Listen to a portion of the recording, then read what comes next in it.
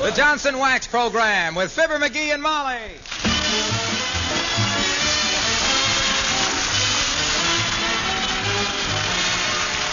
The makers of Johnson's Wax products for home and industry present Fibber McGee and Molly with Bill Thompson, Gail Gordon, Arthur Q. Bryan, and me, Harlow Wilcox. The script is by Don Quinn and Phil Leslie. Music by the King's Men and Billy Mills Orchestra.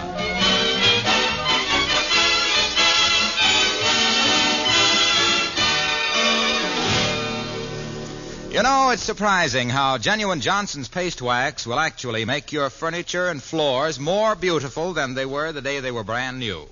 The warm, shining luster of a well-waxed surface is more mellow and richer somehow. Not only do floors and furniture polished with Johnson's paste wax gleam and reflect the light and color of a lovely room, but they seem to say, here are precious things well cared for. Johnson's wax makes all wood surfaces as well as floors much more easy to keep clean. Dust and dirt just won't stick to that hard, sparkling coat of gleaming wax. A light dusting and all dirt vanishes. Johnson's Wax protects your furniture from mars and scratches, too. Try it and enjoy the new richness it will give your furniture. Enjoy the luster and protection it will give your floors. Yes, enjoy the added beauty Johnson's Wax will bring to your home. Look on the bright side, shine up the right side, bring out the beauty of the home.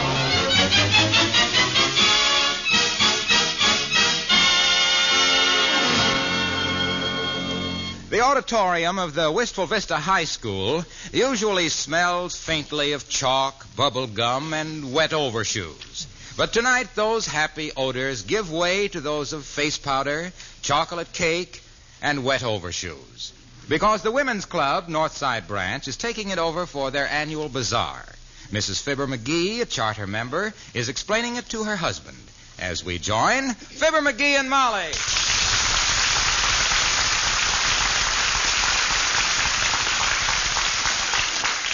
And so when Mrs. Toops asked me if I was going to be there, I said, when have I ever missed a Women's Club Bazaar? Mm-hmm. And she said, well, I just wanted to be sure you'd be there. And I said I would be. And she said she just wanted to know. And I said she needn't worry. And she said she wasn't worrying. She was just checking up. And I said she better check up on some of the members who never do show up. And she said she would. And hung up. Tootsie, I sure wish we had an extension phone in here so I could listen in on some of these fascinating conversations. Oh, it wasn't very exciting, really. No, what happened? Mrs. Toops just asked me if I was going to be there, and I said, when have I ever missed a Women's Club Bazaar? Mm-hmm. And she said she just wanted to know, and I said she needn't worry, and she said... Yeah, I know. I think I'll go along, too. Well, good. You can help me carry the canned things I'm donating to the auction. Okay. What canned things you taking? Oh, just some things I put up myself. Swell. Give them all them tomato preserves you put up during the war when it looked like there was going to be a tomato shortage, only there wasn't. I got so sick of tomato preserves I couldn't... No. The ladies asked especially for some of my bread and butter pickles that I put up every year, so I promised them 6 jars. Well, I still think that...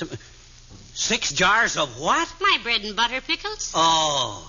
They have sort of a reputation, you know. Oh, Molly, you didn't. You couldn't. My gosh, kiddo, those are the last 6 jars of them pickles. I count them every day. You know how I love them. But, dearie, what could I do? The chairman of the committee herself asked me for them, and, well, they always bring a good price, you know. They ought to bring $8 million. Every ward on them pickles of yours is worth its weight in platinum. Why, even them little bits of pickled cauliflower. Why, I could wear them things in my hair to parties, like orchids. Hope that's Tom Brenneman. Come in. Oh, hello, Dr. Gamble. Do come in. Thank you, my dear. Hello, Rumplepuss. Hi, Doc. Well, what's biting you, Long Lip? You look as unhappy as Gene Autry in an English saddle. Pickles. What's the matter with him, Molly? Why is our little pigeon pouting? I gave his pickles away. Pardon me? Why don't you pay attention when my wife is talking, you road company Kildare? She said she gave away the last of my bread and butter pickles to the food sale at the Bazaar at the high school tonight. You know those bread and butter pickles I put up every year, Doctor?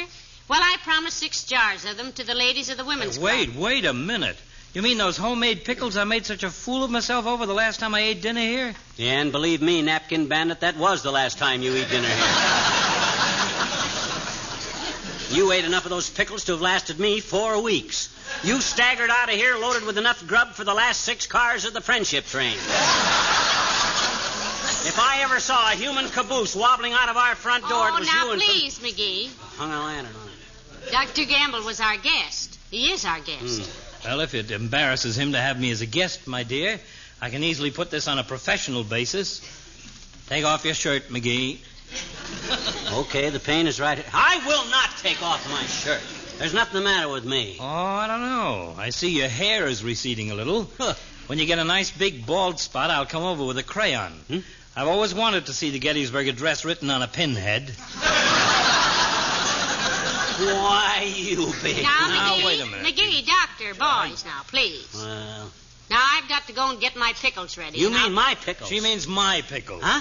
I'll be at that bazaar tonight, and I defy anybody to outbid me. Why, doctor, my goodness, I didn't know you cared about my pickles like that. Probably my office, if you don't mind. I'll get it, Fatso. Maybe you're being called out of town on a consultation. Like maybe to Rio de Janeiro or Malay Peninsula or someplace.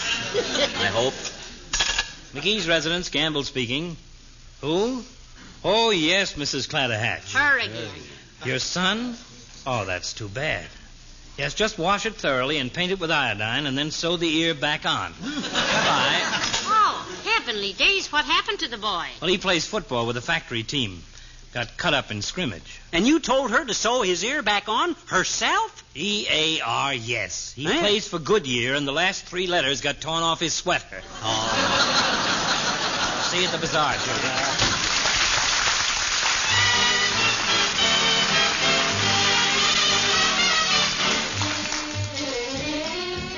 Billy Mills and the orchestra and Golden Earrings.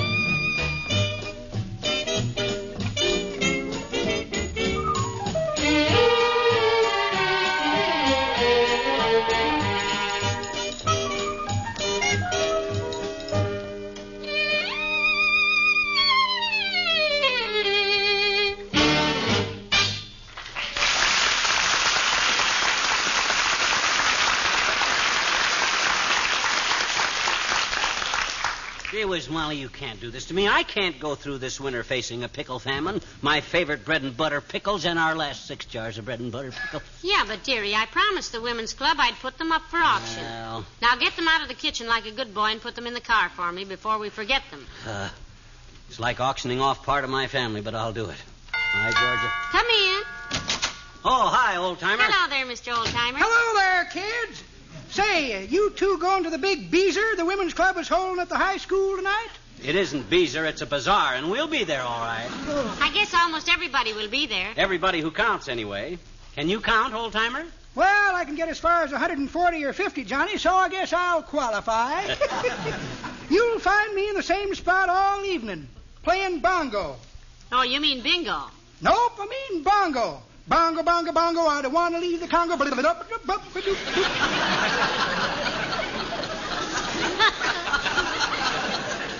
the jukebox. I love good music, kid. Come from a musical family. Yeah? Papa Even as a little boy, he was a one-thing striddler.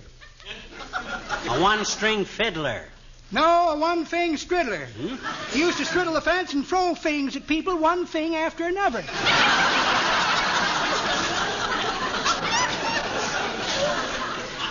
Papa didn't talk very plain till he was about 16. By that time, so many people had talked plain to him, he kind of caught on to it. I suppose you like to dance, too, Mr. Oldtimer. Oh, I sure do, daughter. I used to be a great one for the bunny hug and the turkey trot, but I got too tall for bunnies and turkeys and had to start dancing with people. Now I'm a jitterbug. A jitterbug, eh? Jiu-jitsu with music.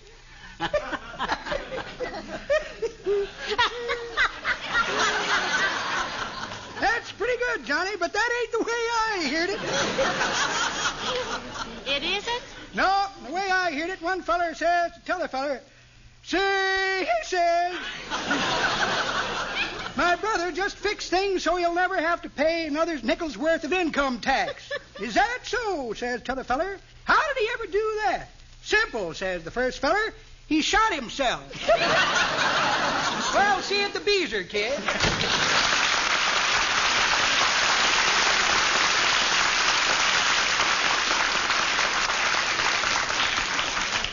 Now, look, kiddo, about those pickles. Oh, get your mind off the pickles. Oh, okay, let's change the subject. Fine, fine. I saw an interesting item in the paper this morning. About pickles? I'm trying to get your mind off of pickles, dear. Oh. This item said the Russians were ready to talk about the money they owe us on Lend-Lease, finally. Talk about it, eh? I wish I could pay off my bills with conversation. By George, if people paid their bills the way countries do, there wouldn't be any people. What do you mean? Well, if people that owed people paid people that way, the people owed it to would starve to death. And so would the people that owed people, too. Because those people would have people owing them. And if the people that owed the people didn't pay the people would be in a pickle. Ooh, pickle! That's rather anyway. There must be some way we can save a few jars then. Come in. Oh, it's the weatherman, McGee. Come in, Mr. Williams. Thank you, Mrs. McGee. Hello, McGee. Hi, Si. Hey, how's the weather going to be for the Women's Club Bazaar tonight, Foggy? Yes, Yes, what? foggy. Or at least it will look foggy. What you mean? Between the cigarette smoke, the dust, and the lint from the $95 chinchilla coats, the air will be fairly thick. I usually find my way to an exit by waiting for a draft of fresh air and tracing it to its source. That's a good idea, kid. Does it always work? Almost never. 9 times out of 10, you find yourself with your nose against a ventilator, or, if there's music, staring into a flute. I suppose the time will come when science will give us exact weather information for weeks and months ahead. Oh, that time is already here, Mrs. McGee. For instance, I can tell you right now that we will have a heavy and continuous rainfall between June 12th and June 27th of this year. My gosh, Foggy, that's wonderful. How can you be so sure? That's when I take my vacation. For 20 years, I've been trying to get a suntan. And I always come home from vacations with mildewed clothing, wet sports shoes, and a hacking cough. Oh, before I forget it, may I see your afternoon paper? Mine was not delivered today. Oh, certainly, Mr. Williams. Here it is, right here. Oh, thank you. Thank you. Ah, clear and colder tonight, I see. Well, in that case, I'll be meeting you at the Bazaar. Good day, probably.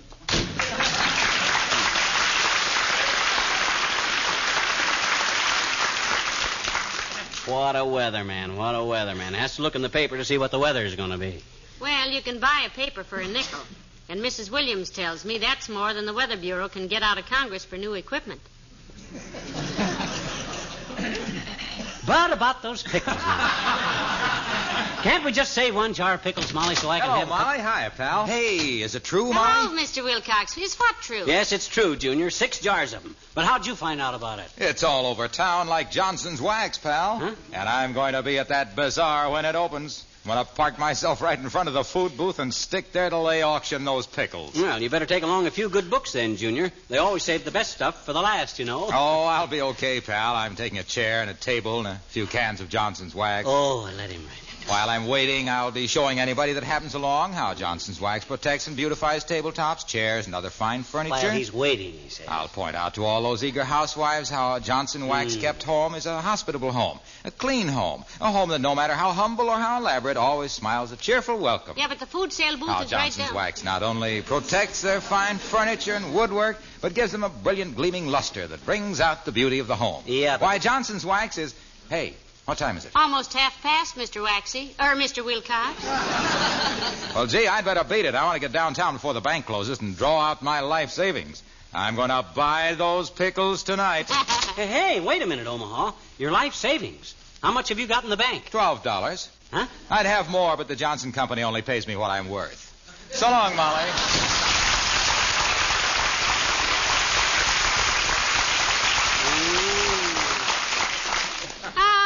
I think it's wonderful the way everybody's so interested in my pickles, dearie. I'll bet they will just... when I think of Doc Gamble throwing those big, ugly fangs of his into those beautiful, defenseless little cucumbers, or even Wilcox poking at him with his wax-protected fingers, I just... Now, don't feel so badly about it, sweetheart. Heavenly days, you can buy some almost as good. Oh, no, you can't. Not like the ones you put up. Oh, You just say that. You bet I say that. Say what? That I can't buy pickles as good as what you put up. That's what I thought you'd say. Why, you can't... You can't buy pickles at... Where are them pickles? I want to feast my eyes on them again before those pearls are thrown to the swine at that bazaar. Well, they're out on the kitchen cupboard now, but be careful with them because... Don't worry. I'll be careful. Ooh. Oh, boy. I just got the dirtiest idea. But no, I can't do that. Calling up the grocery store and ordering 6 jars of store-bought pickles and then switching them into Molly's jars so I could hide her pickles for myself. Ooh, that'd be almost like embezzling. Yeah, only a rat would do a thing like that. A pickle-hungry rat. Hello, operator. Give me Jimmy Sales Market. Hello, Market. Give me the pickle counter. I want 6 jars of cheap pickles, quick, and slip them in the back way because I don't want anybody here at the house.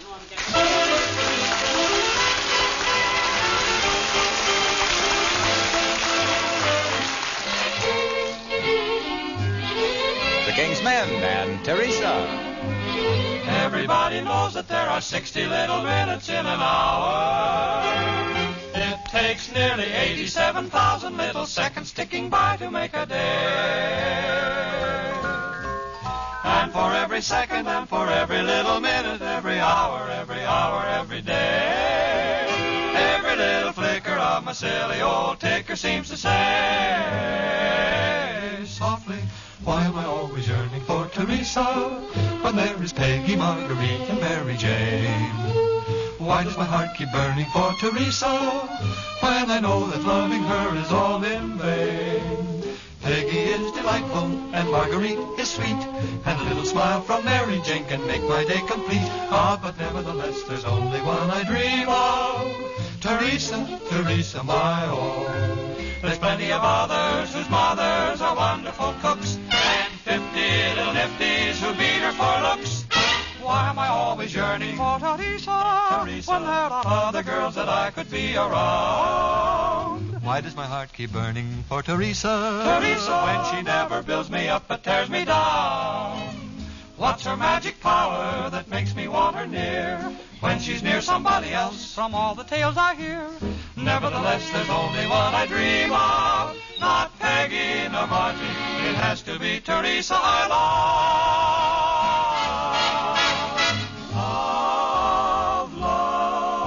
Teresa.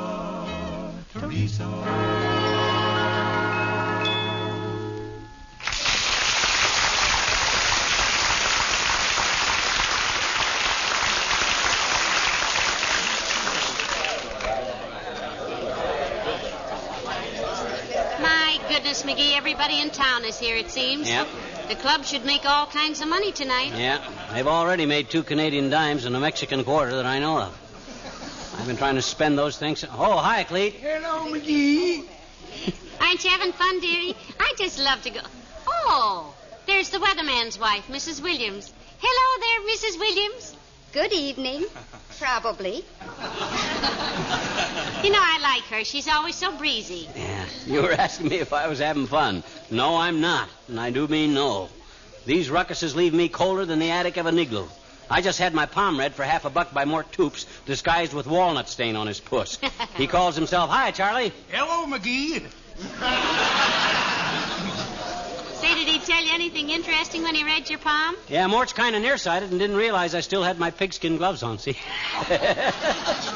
He takes a look at my palm and says I was one of a family of 17, and preferred a life in the open air and spent several years in the pen. I was always eating like mud bats and would be married 14 times, and I was an awful ham. Personally, I'm about ready to go home. Go home? For goodness sakes, you don't want to leave before they auction off my pickles, I hope. That's the main reason why... Oh, the pickles, yeah. You did take them over to the booth, didn't you? Oh, yeah, I took them. I'll say I took them. I took those pickles. When I was over there a while ago, they were trying to auction off one of those little flat angel food cakes that Mrs. Hawkins thinks are so wonderful. You know, those foolish little 4-egg things that she puts so much cream of tartar into? Oh, look, McGee, there's Mr. Wimple. Where? Oh, hi, Wimp. Hello, Mr. Wimple. Hello, folks. My goodness, isn't this exciting? Yeah, terrific. This shindig's got about as much real spine-tingling drama as a turtle race. Hey, you look a little mussed up, Wimp. What happened?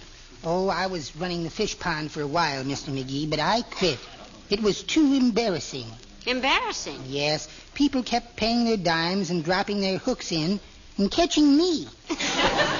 Well, even the best of us get hooked at these joints, Wimp. Oh, I didn't mind getting hooked, Mr. McGee, but they kept unhooking me and throwing me back. Sweetie Face, that's my big old wife. Yeah. Sweetie Face is helping out here, too. She's at one of the booths over there, selling kisses. Oh, where's her booth, Mr. Wimple? They put her way down there to the left. Oh, yeah. Under the big sign that says, "Fire sale, 2 cents each." Oh, is she burned up? Well, she ought to be. Hey, McGee, come on. Hello, Dr. Gamble. Hi, Molly. Come on, they're going to auction off your pickles. I'm going down close. Oh, come on, McGee. Let's move up closer and see how much they bring. Yeah, let's watch. Look at old Doc shove through there. Is that sucker? Now, ladies and gentlemen, 6 jars of delicious homemade bread and butter pickles canned by Mrs. Molly McGee. That's what you think, bud. I got her pickle picked. I'm told these pickles are absolutely out of this world, and we're going to offer them now to the highest bidder. 6 jars. $1 a jar. Oh, there's a starting bid. $6 for 6 jars, Dr. Gamble says. Who'll offer 7? $7.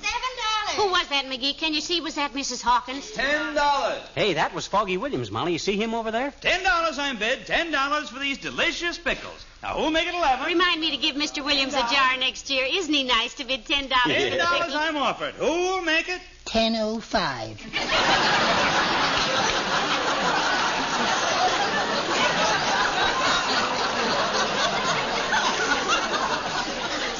How was that, son? I said 10:05. And you needn't look at me like that. I've been glared at by an expert. $13. $15. Ooh. Boy, oh boy. Listen to those suckers go, huh? $16. Plutocrats. $16 I'm bet. Who'll make it 17? $16 for Oh, these is that wonderful, McGee? $16 so far. Yeah. $16 for some store-bought pickles at home. 16 I'm bid. Do I hear a raise? Yes. 16:05. $17.50. $18.50. $20. Ooh. $20 I'm bid for these 6 jars of delicious home canned pickles. Canned from her own recipe, my Mrs. Molly McGee. $20. Who'll say $20? Oh, this is just wonderful. I'll bet Mrs. Hawkins and those other ladies are fit to be tied, McGee. Yeah. They'll just... Say, $20 when are you going to start bidding? Huh? Bid? Who? Me? My goodness, I thought you'd be in there raising the bid every minute. Well, you always said you loved my pickles, so... Well, I do, but... Well, if my own husband, my very own husband doesn't even bid on them... Oh, gee whiz. Well, I can just hear that Mrs. Hawkins now telling everybody. Oh, yeah. Oh, gee whiz. But, Molly, those aren't the... Why should I bid? Well, that is... Oh, trapped. $22. And Dr. Gamble says $22. 22 once, 22 twice. Are they going at 22? Her own husband, she'll say. Her own husband doesn't want them, so her pickles must not be as good as... 22 twice. Oh, $25. Sold to Mr. McGee at $25. Ah, my husband. My big idea.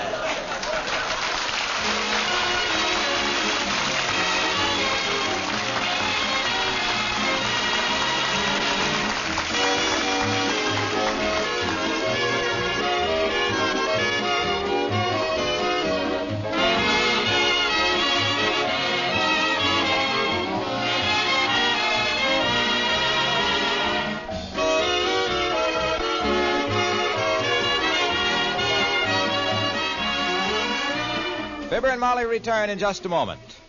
The most beautiful floor or piece of furniture in the world can be made more lovely if it's polished with genuine Johnson's paste wax. I know that's a pretty strong statement, but it's true. Johnson's wax adds to the original beauty of any fine surface. Tabletops, chairs, all wood surfaces, things made of leather, they all glow with a warm, mellow, new beauty under that shining, hard, protective coat. The grain of the wood, the very texture of the surface are all vastly improved by a gleaming coat of Johnson's wax. It makes it easy to keep good things looking lovely, too. A light dusting with a dry cloth and dust and dirt disappear from a well-waxed surface. Now, I'm sure you want your fine things and floors to look their best and last their longest. Well, there's no better way to beautify and protect them than with wax. And, of course, there's no better wax than Johnson's wax. Use genuine Johnson's wax to bring out the hidden beauty of your home. Look on the bright side, shine up the right side, bring out the beauty of the home.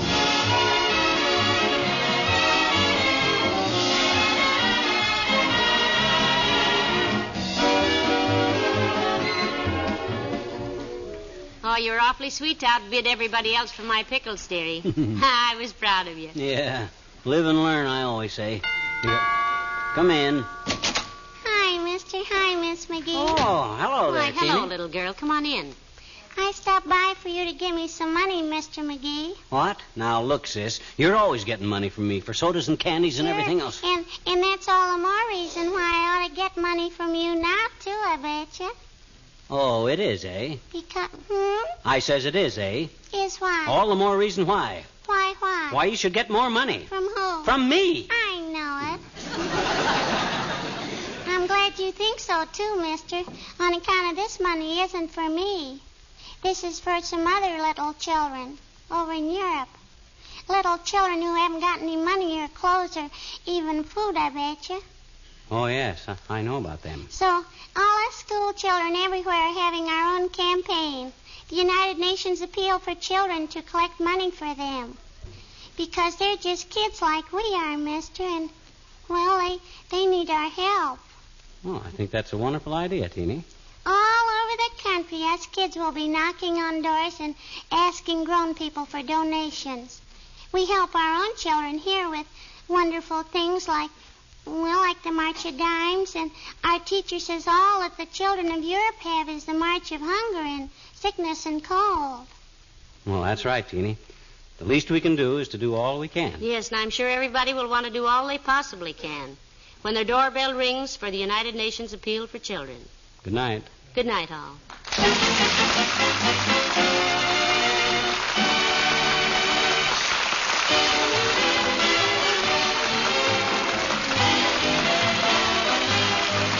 The makers of Johnson's Wax Products, Racine, Wisconsin, bring you Fibber McGee and Molly every Tuesday night. Be with us again next week, won't you? Good night.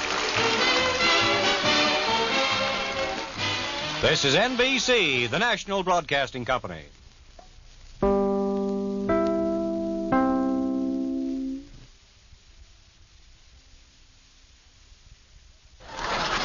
The Johnson's Wax Program with Fibber McGee and Molly.